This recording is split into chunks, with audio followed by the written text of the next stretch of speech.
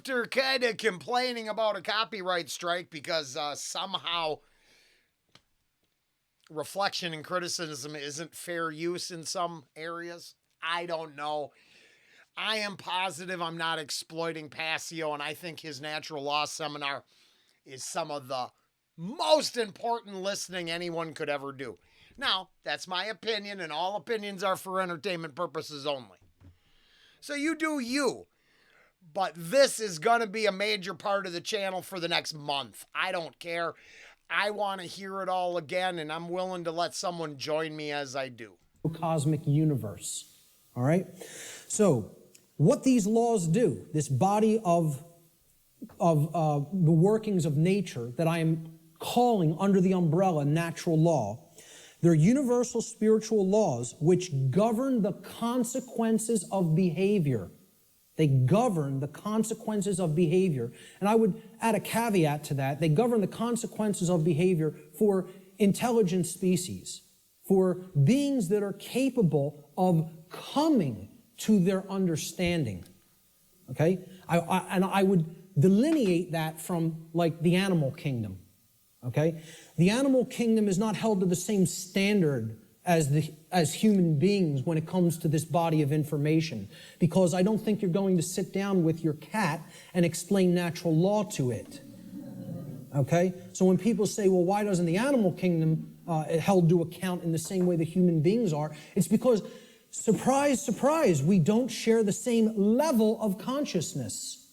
Okay? There is differences in levels of consciousness and abilities to comprehend information and to actually know how something works. Just like you will not be explaining physics to your dog anytime soon, okay? You're not going to explain natural law to the animal kingdom and have them grasp it, because they're not at the same level of consciousness as we are.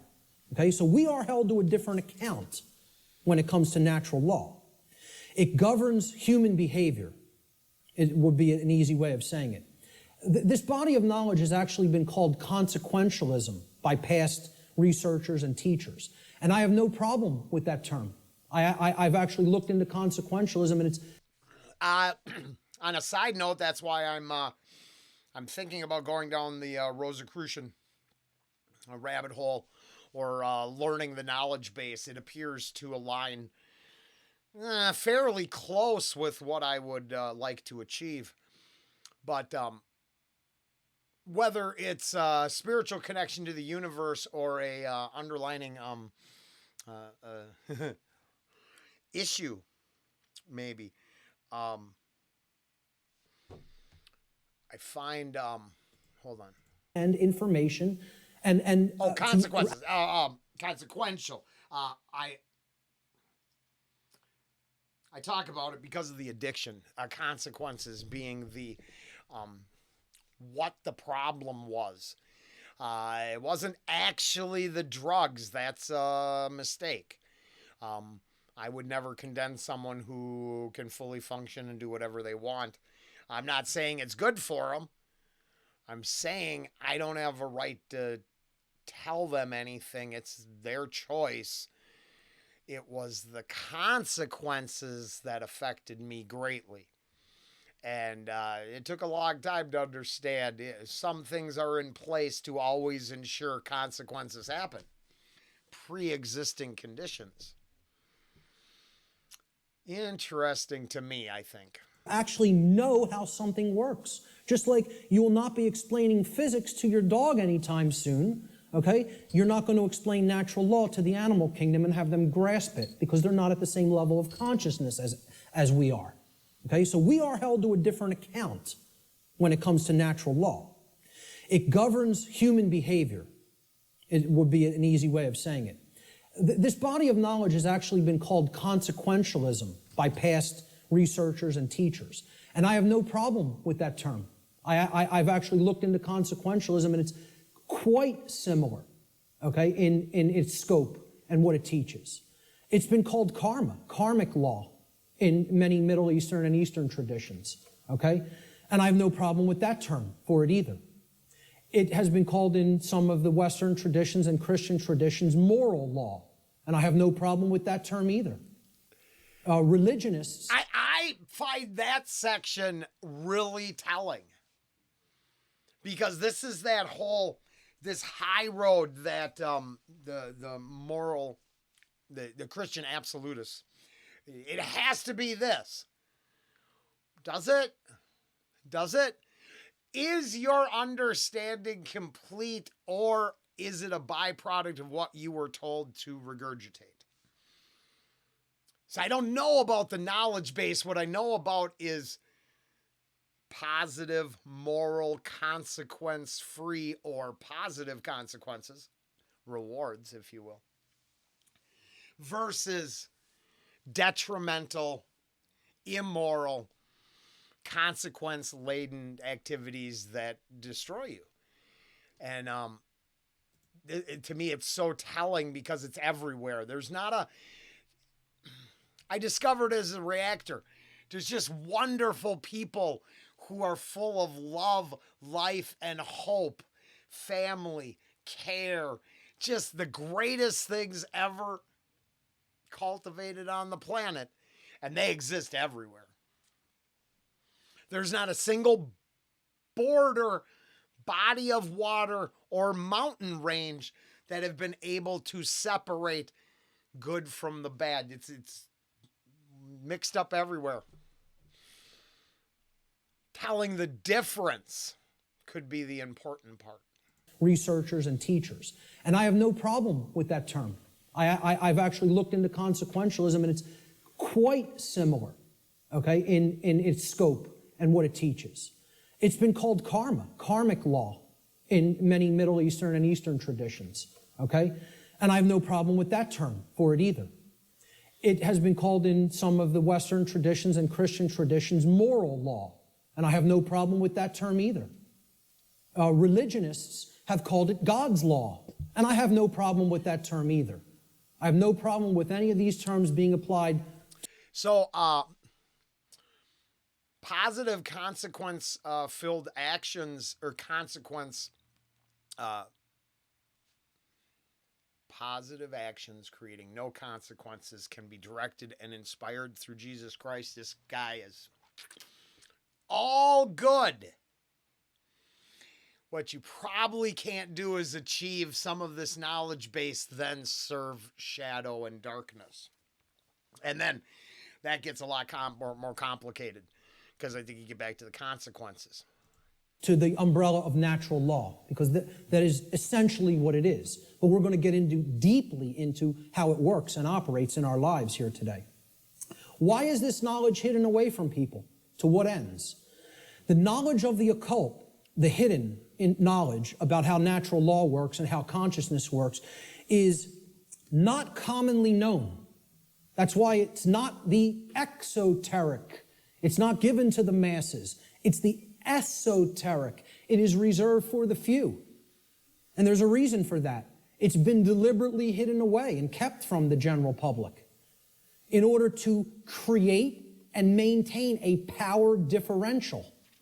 Because if someone else is an extreme level of knowledge, they know how something works, like something as trivial as how human consciousness works, how human motivations work, how human perceptions work, how human beings can be manipulated. If somebody has deep knowledge of that information, and there's a whole bunch of people over here who have not one iota of how that works, what kind of a number do you think somebody can do on people like that? See, the way I ask people to look at this is real simple. I believe he came up through Anton LaVey's system. I'm not positive. I can't remember, but I thought that was the truth. Being groomed for a high-level Church of Satan positions. Steeped in the mystery schools, knows his stuff.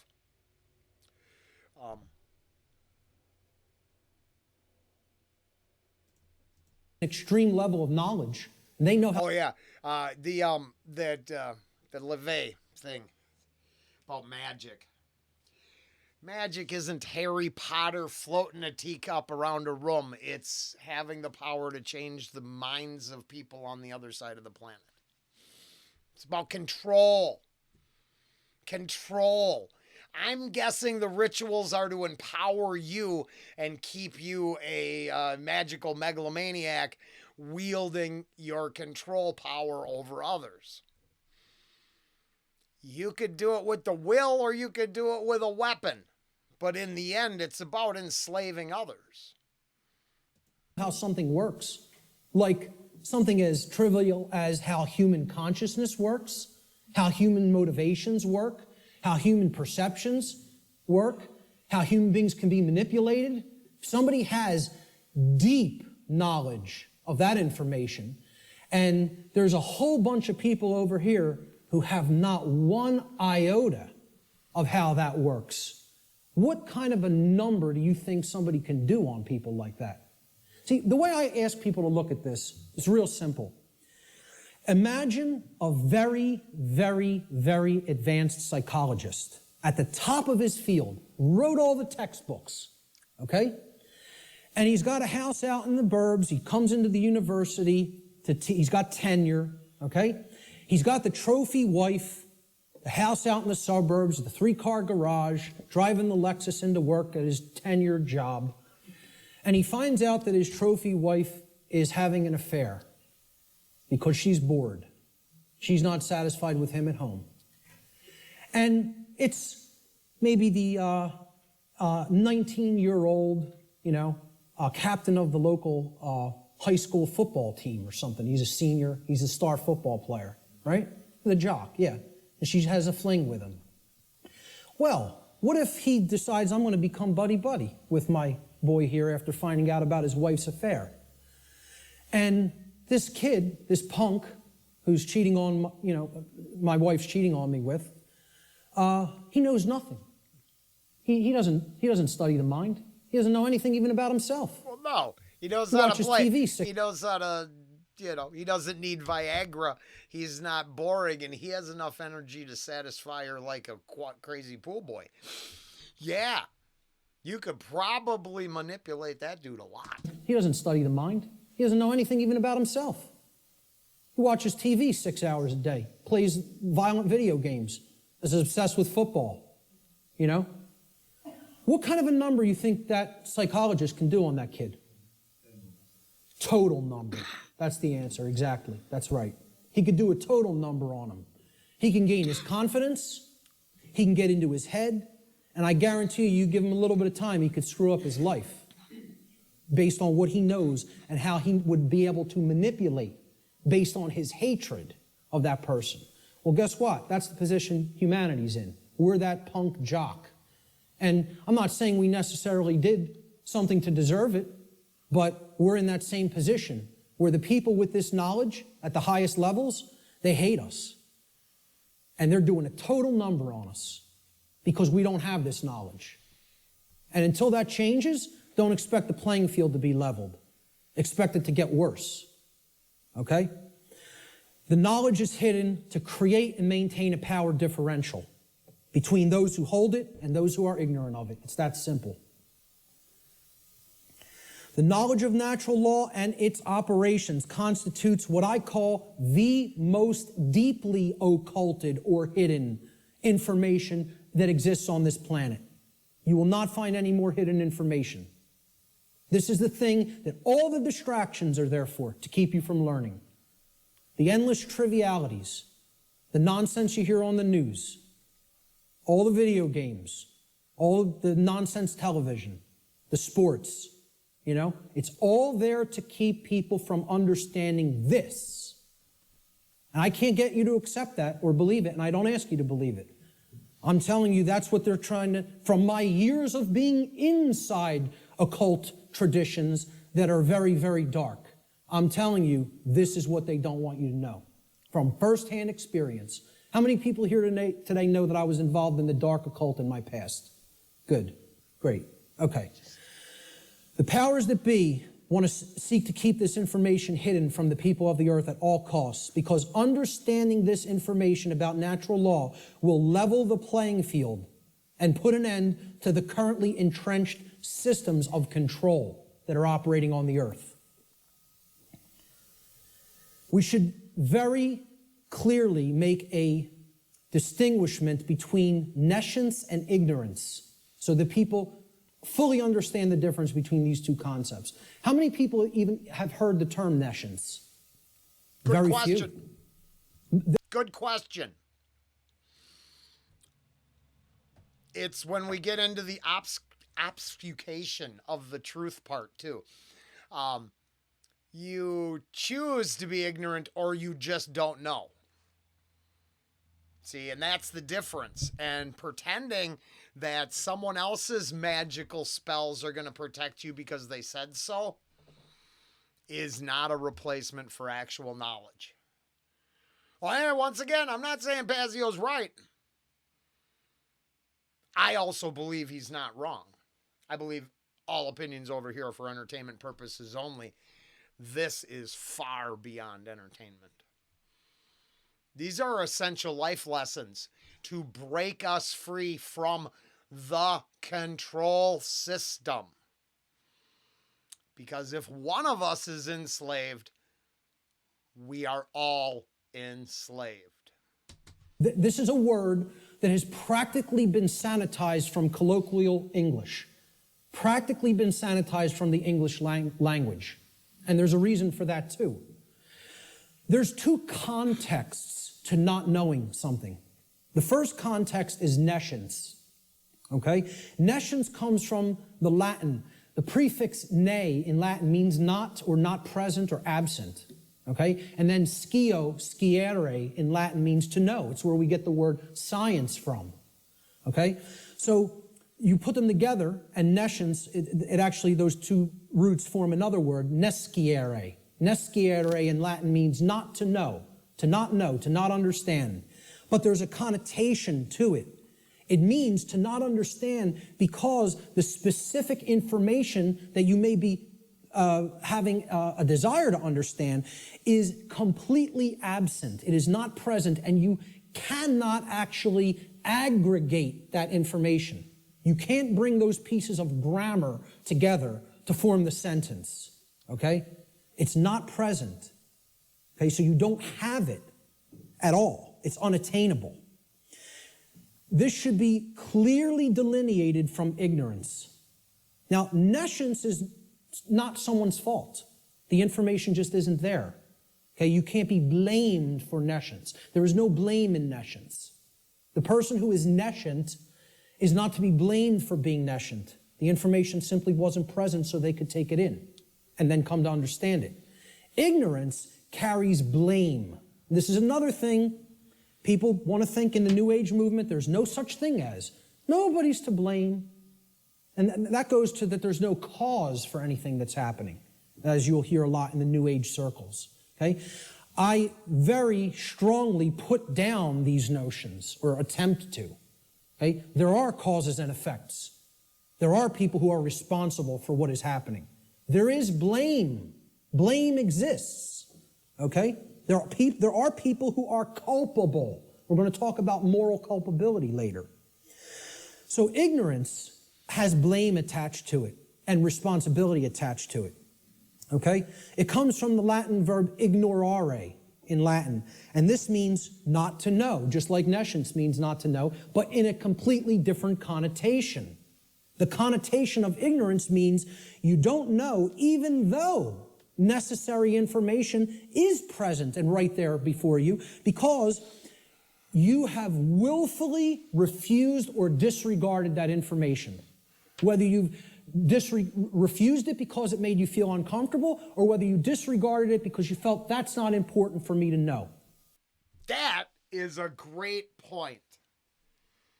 Now, I think, personally, as always, just for giggles, that is what the huge influx of crazy conspiracy channels is about.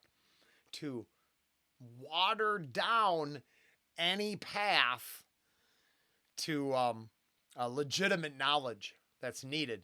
And I think this all started getting inspired with an Upchurch song about the TV and entertainment brainwashing us to Terror Ted's Tales. They had a little snippet of Passio outing the highest levels of Masonic beliefs. And then coming out over here and discovering that the information isn't quite as scary as you would think, but probably really necessary, because that last section kind of goes, there was a lot of hoaxes that existed with plenty of evidence to say they were hoaxes, but people just chose to run with what the media told them. Why? Because they put some sort of false authority on the media, not holding them to standards that they would actually have to be held to themselves. And this is where I think it's very important that I think what's being said here is incredibly important. Moral culpability later. So ignorance has blame attached to it and responsibility attached to it. Okay? It comes from the Latin verb ignorare in Latin. And this means not to know, just like nescience means not to know, but in a completely different connotation.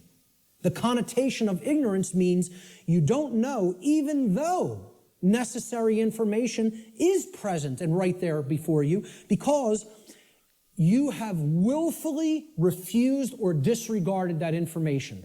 Whether you've refused it because it made you feel uncomfortable, or whether you disregarded it because you felt that's not important for me to know. That one is the one that gets me. It is quite obvious that people need to know more. The appeal to authority is through the roof now. I'm so tired of it. The same people that will cheat you should never be telling you what to do. The same people that benefit should not be your spokespersons. This is the problem. They use that. It's like the carnival. They're hustling you. And the dog-faced boy is just a hairy man. But they sell you on an idea that will convince you to do something against your better judgment. Manipulating the ignorance of society. I talk about it all the time. I got a design degree. Well, I got a design diploma and a few credits away from a degree in visualization, and I would never use it because the main outcome of that entire course was to manipulate others to give up money. There can be no noble pursuit there. I thought I was going to make pictures that people appreciated. No, you have to focus on the hearts and minds of the target audience. Weird how it's all about the bottom line always, or manipulating others in their ignorance to your own gain. I don't need to know that. Or you feel you already understand something that contradicts with what's, the new thing that you're hearing or seeing. Okay? So when you willfully disregard something, okay? If I wanted to willfully disregard the gentleman sitting in the front row, he's present. I could just pretend he's not here and ignore him. That's what ignoring is. This is why I try to say to people, the impact of the word is almost lost to us, of the word ignorance, because of the way it's pronounced. I tell people, start pronouncing it ignorance. Ignorance. Then people will hear the word ignore in it, and the connotation becomes clear. It means you're ignoring it. Ignorance. Okay? That's how I like to say it now, because the connotation is clear that way. The information is there, the truth is there, and somebody wants to ignore it completely. Now, that is inexcusable, and there is blame that is attached with that. So what I ask people all the time is, do we have a nescient society, or do we have an ignorant one? Ooh, that is a good place to start round two, and I'm going to go into that right away. So, this was, I think we're going to go this. Rolling into Mark Passio's Natural Law Seminar. This was part 4. We are in the introduction still. 41 minutes into the actual part 1 of 3 from New Haven, Connecticut, I believe 2013. So this presentation goes back a bit. At any point, I would love for you to follow the link in the description to this material and look into Passio for yourself. That's the best I can do. I don't really care how many people go buy music albums. This is beneficial to them. Listening to a song ad nauseum is not. It's enjoyable and escapism is fine. But if I'm going down, I want to go down with my mind and my thoughts and my words and my ideas first. It's easy to pick up a rock and bash each other's heads in. Maybe if the control system was exposed, they couldn't get away with it and our ignorance could be dispelled. But right now it can't be. And we'll see. I'm thinking we're lost.